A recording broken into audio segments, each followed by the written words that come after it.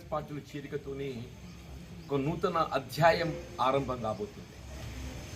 అంటే వాస్తవంగా బీఆర్ఎస్ లో చేరిక నూతన అధ్యాయంగా భావించినప్పటికీ కేసీఆర్ గారితో నాకున్నటువంటి ఒక అనుబంధం ఇప్పుడే సోదరి వసంత గారు అన్నట్టు ఏదైతుందో నాకు ఈనాడు కాదు, చాలా వరకు జగిత్యాల ప్రాంత ప్రజానికానికి అందరికీ కూడా తెలుసు.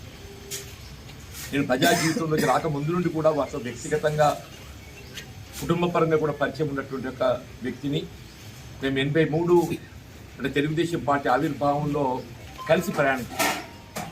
తదుపరి కాలంలో రాజకీయంగా మరి భిన్న అభిప్రాయాలతో భిన్న రాజకీయ పార్టీల్లో వేదికలు పంచుకోవడంతో భావాలు ఒకటైనా కానీ భిన్న వేదికల్లో కొనసాగడం జరిగింది. తెలంగాణ రాష్ట్ర ఏర్పాటు ఉద్యమ రథసారథిగా ఏదైతుందో వారు ఏదైతే ఉద్యమం చేపట్టబడడం జరిగిందో వాస్తవంగా ఆనాడు యావత్ తెలంగాణ ప్రజానీకం వారికి అండగా నిలిచింది. 2006-8లో నేను వారికి ప్రత్యర్థిగా ఎన్నికల్లో పోటీ చేయడం జరిగింది. కానీ ఏదైతుందో అది ఒక రాజకీయ పార్టీ ప్రతినిధిగా పోటీ చేయడం జరిగింది అంతే తప్ప ఏదైతుందో వారి పట్ల కానీ లేక తెలంగాణ అంశం పట్ల కానీ భిన్న అభిప్రాయంతో కాదు. వారు కూడా ఎప్పుడు చెప్తుంటారు వాళ్ళ జీవన్ రెడ్డి గారితో నాకు ఉన్నటువంటి అనుబంధం ఏదైతుందో ఇది రాజకీయాలకు అతీతంగా ఉన్నటువంటి అనుబంధం.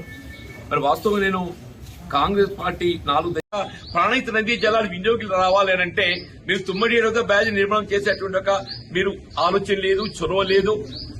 ఇవాళ మిగిలేదు మేరీగడ్డను మనం పునరుద్ధరింపజేసుకోవాలి. ఇప్పటికైనా కానీ ఏదైతుందో ఈ ప్రభుత్వం ఇంకా 2 ఏళ్ళు ఉండబోతుందా, ఇంకా 2 ఏళ్ళు ఉండబోతుందని చెప్పంటున్నా. ఇప్పటికైనా కళ్ళు తెరిచింది. ఇప్పటికే కళ్ళు తెరిచి ఇన్ని దాకా ఏమనుకున్నది మేడిగడ్డ సాగోజు పెట్టి కేసీఆర్ గారిని దోషిగా నిలబెట్టే ప్రయత్నం చేసింది.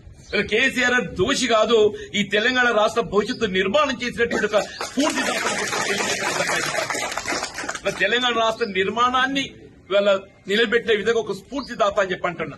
వీళ్ళ మీరు గత వారం రోజులు గమనిస్తుంటే ఏ విధంగా కాళేశ్వరం ప్రాజెక్టు పునరుద్ధరింప చేసుకోగలుగుతాము, మేడిగడ్డ బ్యారేజ్ పునరుద్ధరింప చేసుకోగలుగుతాం అనే ఒక ఇవాళ ఎందుకంటే దోషి అయిపోతున్నాడు. ఇక్కడ 3 కాలాలు గడిచిపోయిందే ఈ వేసవితోని, ఇక మిగిలేదు 2 కాలాలు. ఈ 2 కాలాల్లో కూడా చేస్తా అంటే కూడా అవుతుందా కాదా తెలియదు కానీ చెప్తున్నా నేను. ఇంతకాలం అయితే ప్రకృతి సహకరించింది, మన కరువు రాలేదు. రేపు భవిష్యత్తు ఏమైతే తెలియదు. రేపు కరువు వస్తే దానికి జవాబుదారు ఎవరవుతారు? రేవంత్ రెడ్డి అవుతాడు, కాంగ్రెస్ పార్టీ అయితే చెప్పంటున్నా. దానికి జవాబుదారు ఎవరైతారు? రేవంత్ రెడ్డి అవుతాడు, కాంగ్రెస్ పార్టీ అయితే చెప్పంటున్నా. దానికి ఏదైతుందో అదేదో ఇవాళ జ్ఞానోదయం అయినట్టు ఏదైతుందో ఏ సంతోషం. ఇప్పటికైనా we welcome it. Kaleshwaram project పునరుద్ధరింపబడటమే ఇలా తెలంగాణ రాష్ట్ర భవిష్యత్తుకు అది ఏకైక మార్గం అని చెప్పంటున్నాను. ఇప్పటికైనా కాంగ్రెస్ ప్రభుత్వం రేవంత్ రెడ్డి గారు వాస్తవానికి అనుగుణంగా కళ్ళు తెరిచినందుకు నేను సంతోషం అని చెప్పంటున్నాను.